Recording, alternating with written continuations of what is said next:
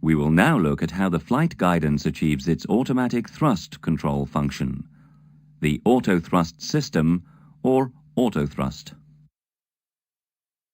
The auto thrust can work in two different modes. Speed mode. The auto thrust continuously adjusts the thrust in order to maintain a target speed or Mach, e.g. during cruise or approach. Thrust mode. The auto thrust sets a given thrust, e.g. max climb or idle. The auto thrust modes are automatically linked to autopilot flight director vertical modes. When autopilot flight director vertical mode controls a trajectory, e.g. altitude hold, vertical speed, glide slope, the auto thrust is in speed mode. When autopilot flight director vertical mode adjusts the aircraft pitch in order to keep a target speed or Mach, e.g. climb, descent, the auto thrust is in thrust mode. The main auto thrust controls available for the pilots are the thrust levers. On the Airbus fly-by-wire family, the auto thrust does not back drive the thrust levers while it adjusts the thrust. Let's have a closer look at them. When the auto thrust is off, the crew controls the thrust as usual by moving the thrust levers over a quadrant. For forward thrust, this quadrant carries 4 physical detents or stops, which are idle, climb for max climb thrust, flex MCT for flex thrust at takeoff or max continuous thrust, toga for max takeoff or go around thrust. The auto thrust can only work when the thrust levers are set forward of the idle detent and up to the climb detent, or MCT detent in case of engine failure. If the thrust levers are set by the pilot in the reverse position, the auto thrust cannot operate. Note, the alpha floor function is an exception which will be covered later on. When auto thrust is on, the thrust lever position determines the maximum thrust which can be commanded by the auto thrust, for example, to accelerate in speed mode. On the thrust gauge, which we will be talking about in the engine chapter, the thrust lever position is indicated by a symbol.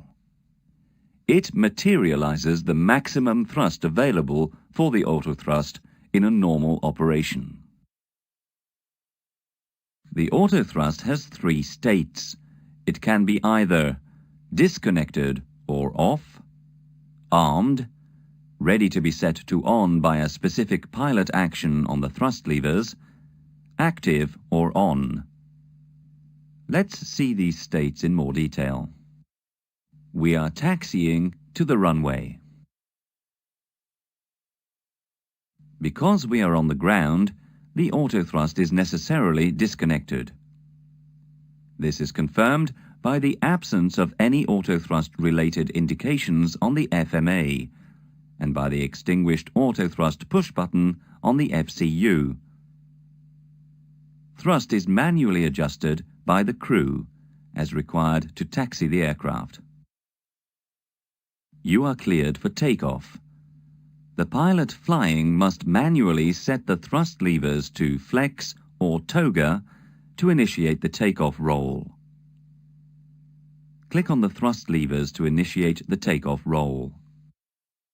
As soon as the thrust levers are set in the toga position, the FMA shows auto thrust blue, indicating that auto thrust is armed, manual toga white, indicating that the pilot manually controls the thrust via the thrust levers set in toga.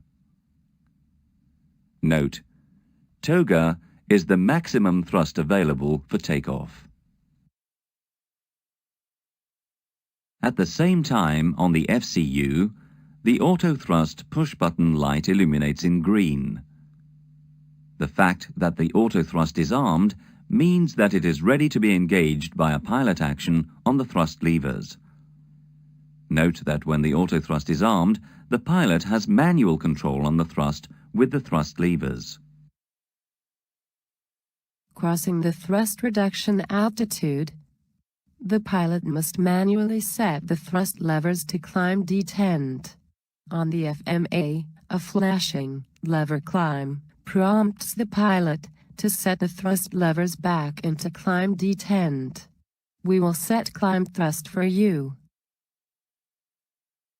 Notice that on the FMA, autothrust white indicates that the autothrust is on.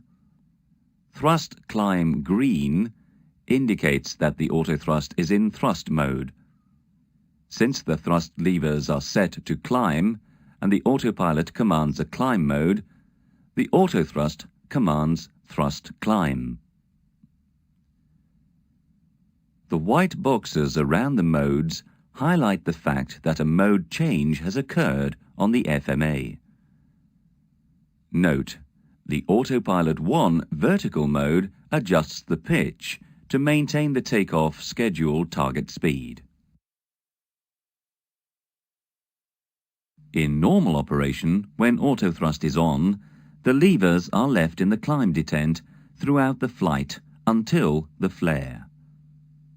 The autothrust adjusts the thrust as required between idle and max climb, but the thrust levers, not being back-driven by the autothrust, remain in the climb detent as set by the pilots.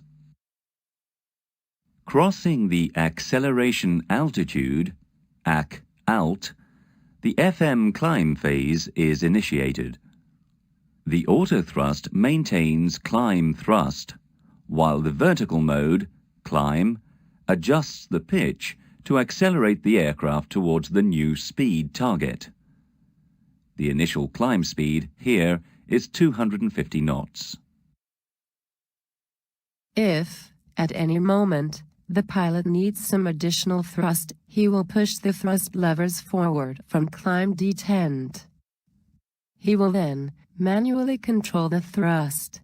In that case, man thrust is displayed in white on the FMA, auto thrust is displayed in blue, since the auto thrust is armed. Whenever the pilot brings the thrust levers back into climb detent, the auto thrust is automatically back on, in the applicable mode. Note that the auto thrust may be on, in flight, provided the thrust levers are set above idle to climb detent, all engines operating, or above idle to MCT, one engine inoperative. Beyond these detents, the pilot has manual control on the thrust. When the aircraft reaches the target altitude, Autopilot Flight Director switches to altitude mode. The autothrust switches to speed, Mach mode, as indicated on the FMA. In this mode, the autothrust continuously adjusts the thrust to maintain the target speed, Mach. Autothrust is also in speed mode when Autopilot Flight Director vertical modes are vertical speed or flight path angle, GS, and generally during the approach. We are now in approach, just before flare. You fly the aircraft manually with the autothrust engaged. Note that the autothrust is in speed mode. During a hand-flown flare, the pilot has to reduce the thrust for landing. He will do so by bringing the thrust levers back to idle, at about 20 feet. Note, if he does not do so, the autothrust will increase thrust to maintain the speed. A retard auto call-out comes up at about 20 feet as a reminder to retard the thrust levers. Thrust levers are now set to idle. This turns the autothrust off. Note that, on the FMA, the white autothrust indication is no longer displayed. The FMA autothrust column is blank.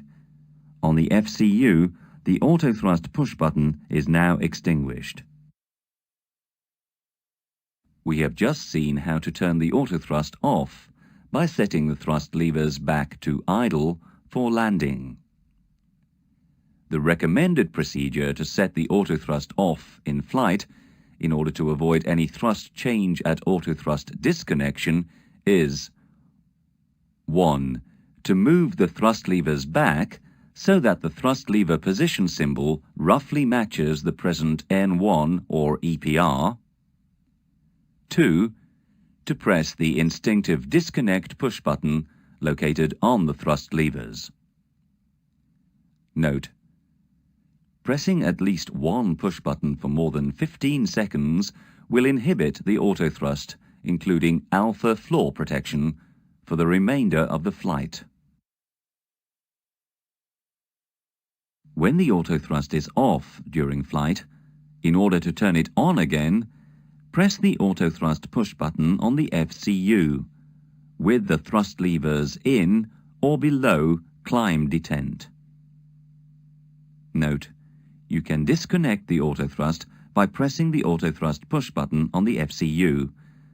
This is not the standard recommended procedure.